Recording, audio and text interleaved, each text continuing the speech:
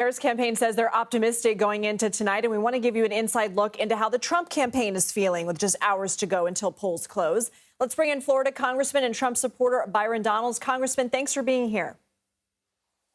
It's good to be with you. Thanks for having me on. You heard our reporting. According to several sources, conversations have taken place within the Trump campaign to have the former president potentially prematurely declare victory sometime after the first batch of ballots come in, well before any official calls are made. Senior advisor Jason Miller was asked about this. He said, "We won't call it until we've crossed 270. What do you know about the campaign's plans tonight? And would you encourage him to wait until that 270 threshold should he reach it? I agree with what Jason has said. This election obviously is close. We need every voter to make sure that they get out to vote, people to stay in lines. We know that there are long lines in several parts of the country. Make sure you stay in line and make sure your voice is heard.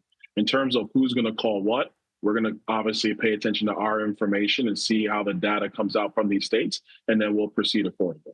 In the final days of the campaign, the former president used some pretty heated rhetoric, including calling Democrats demonic and lunatics. Do you believe these comments have drawn in voters in the final days or alienated some? Listen, I think that the American people have been very concerned about Democrat leadership in our country. Look at our southern border. It's an absolute mess. Look at our economy. Absolute mess. Look at their foreign policy. It's been a disaster.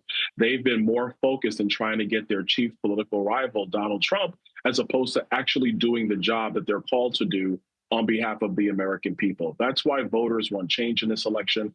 That's why it appears, even by polling, but also by some of the early turnout we've seen during early voting, that voters are coming out en masse to support Donald Trump to be the next president of the United States. But Congressman, in terms of the rhetoric, would you have advised him to take a more positive tone toward the end, or do you like how he finished his campaign?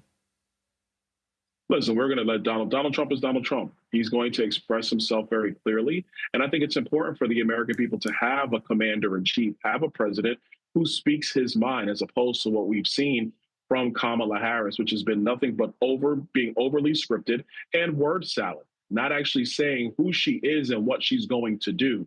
The American people are tired of that type of leadership. We saw it for 4 years with Joe Biden, where he would come out for 10 seconds, give some statement, never take questions, and then go back to Rehoboth Beach. The American people want to hear from their leader. It may not always be nice, but it's what needs to be said, because our country is in decline. We need to get it back on track, and Donald Trump will fix it.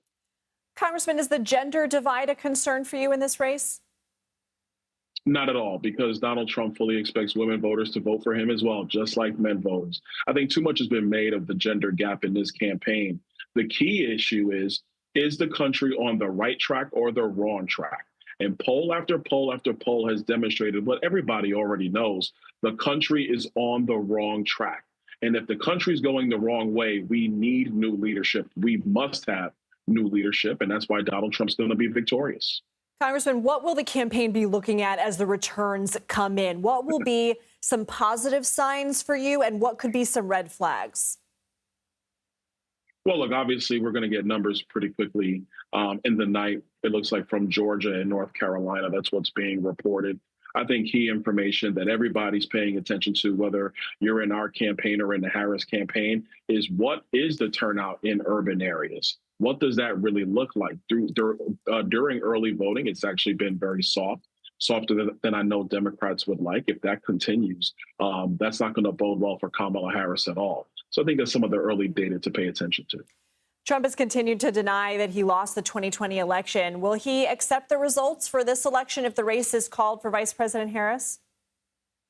We've been consistent on this. As long as the election is fair and the rules are followed, then of course you accept the results. It's actually quite interesting. I just heard Jamie Raskin, a Democrat member from Maryland, actually say the very same thing when the question was posed to Democrats about whether they would actually certify the election if Donald Trump won tonight. And I think Jamie Raskin's point is that as long as it was free and fair, they would certify. So I think everybody's on the same page.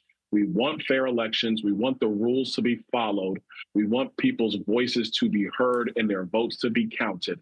Obviously, only but Congressman, do you concede that that happened in 2020 after numerous judicial proceedings? No fraud, no substantial fraud was found, and the election was deemed legitimate.